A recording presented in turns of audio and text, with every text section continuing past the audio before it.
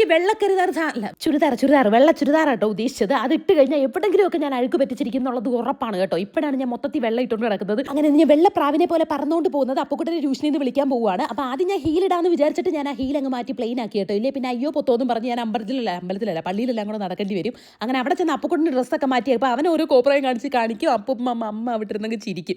അതാണ് കേട്ടോ നടന്നുകൊണ്ടിരിക്കുന്നത്. അങ്ങനെ അവനെ പൊക്കിക്കൊണ്ട് നമ്മൾ പള്ളി ചെന്ന് കഴിഞ്ഞപ്പോൾ അവിടെ ഭയങ്കര തിരക്കുണ്ടായിരുന്നു കേട്ടോ. അങ്ങനെ ഞാൻ കുറച്ച് പിച്ചാത്തിയൊക്കെ വാങ്ങിക്കാമെന്ന് പറഞ്ഞ് ചെന്നപ്പോഴത്തേന് അപ്പുക്കുട്ടന് പരാതിയായിരുന്നു.